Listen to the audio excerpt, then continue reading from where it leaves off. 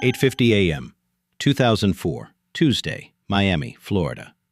Outside, sunshine. Inside, the smell of the cafeteria. Shoes squeaking on tile. A bell ringing. A completely normal day, until it wasn't. A student walked into the second-floor bathroom. The door swung open. He stopped. The floor. Red stains on white tile. A black bag sitting against the wall. He looked. Walked out. Maybe it was nothing, but something wouldn't let him go. He went back, this time with someone else. The last stall, door closed, a pair of feet visible underneath. He pushed. Jaime Go, 14 years old, soaked in blood, on the cold tile floor of his school bathroom. That day, something happened inside that school that woke up parents across America. Something no one believed was possible. The police came. The medical examiner came. And when the final report was ready, 40 stab wounds. 40. On the body of a 14-year-old boy, who that morning had simply come to school. Detectives started looking. Who? Why? When? And very quickly, a name came up. February 2nd, 1990, Palmetto Bay, Florida. A quiet, sun-drenched suburb just outside Miami. From the outside, the Hernandez family looked like any other middle-class family. And into that family, a boy was born named Michael Hernandez. His father owned a business. His mother was an occupational therapist. They had a home. Stability. Michael was the youngest. He had one sister. At school? Honor student. Quiet, well-mannered. The kind of kid teachers never worried about. He had friends. He fit in. He smiled at the right moments. Nobody looked at Michael Hernandez and felt afraid. And that was the most dangerous thing about him. Because the most dangerous kind of darkness is always silent. Michael had developed an obsession. Not the surface-level curiosity some teenagers have. Not watching a documentary once and moving on. This was deeper, darker, more deliberate. He spent hours online reading about serial killers. He studied Columbine.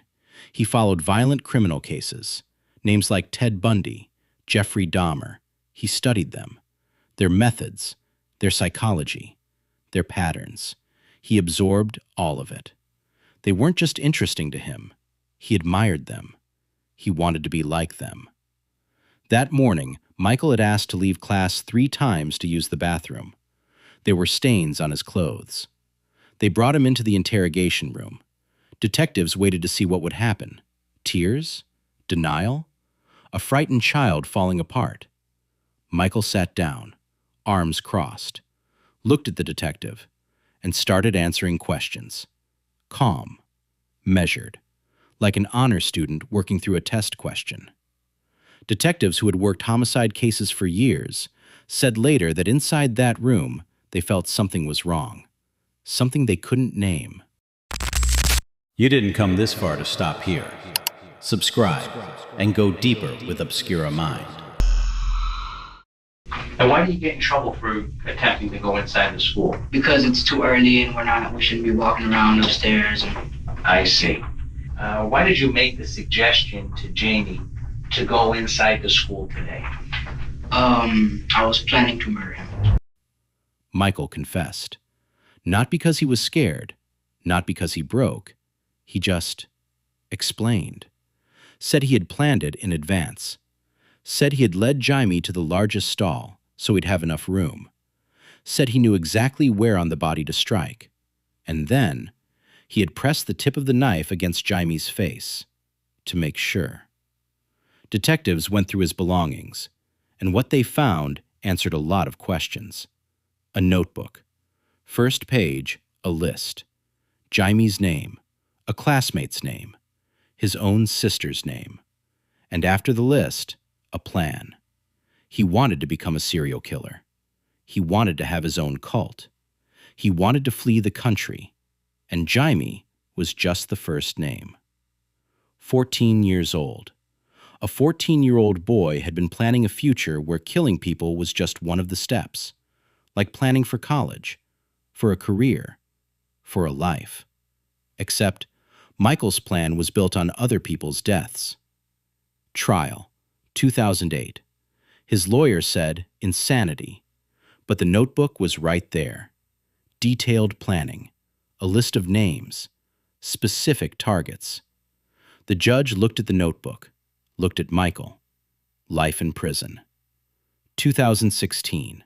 Michael came back, this time with tears, with an apology, with words about regret and pain. Jaime's family was there, listening. But then, an audio recording was played. A call Michael had made to his girlfriend from inside prison. There was no remorse in it, none.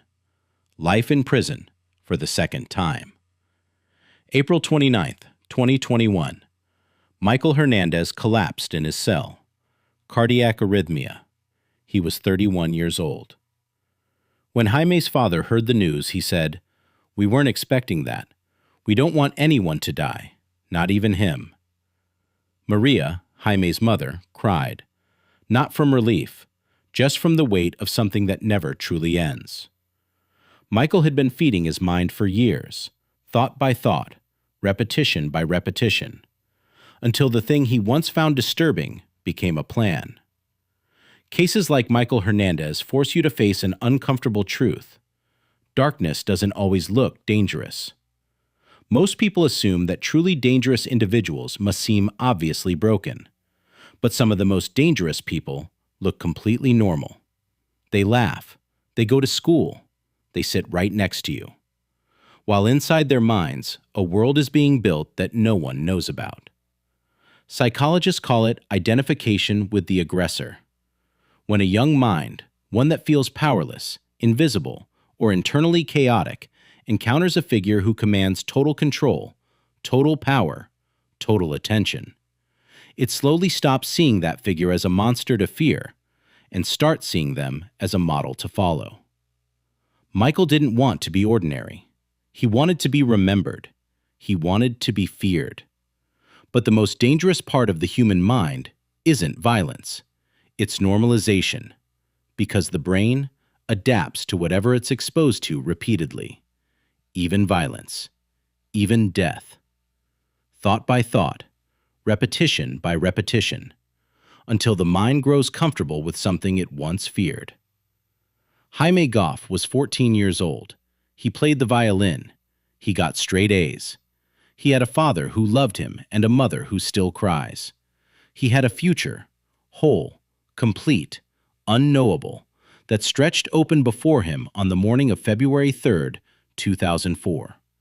And then it didn't. His father still talks about him, not always with sadness, sometimes just with that one suspended question: who would he be today? Michael Hernandez died in prison at 31. Jaime Goff died in a bathroom at 14.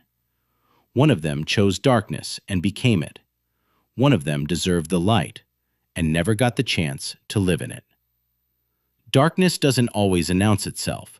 Sometimes it walks in completely silent, sits right next to you, smiles like everything is normal, and waits for the moment a fantasy finally becomes real.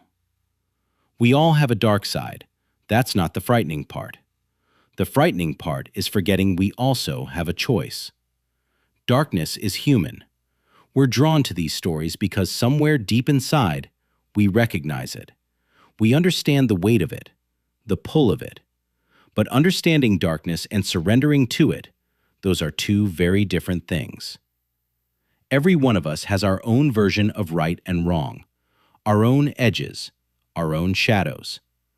But there are lines that exist beyond personal morality, lines that, once crossed, can never be uncrossed, lines that end one person's story so that another can feel powerful for a moment.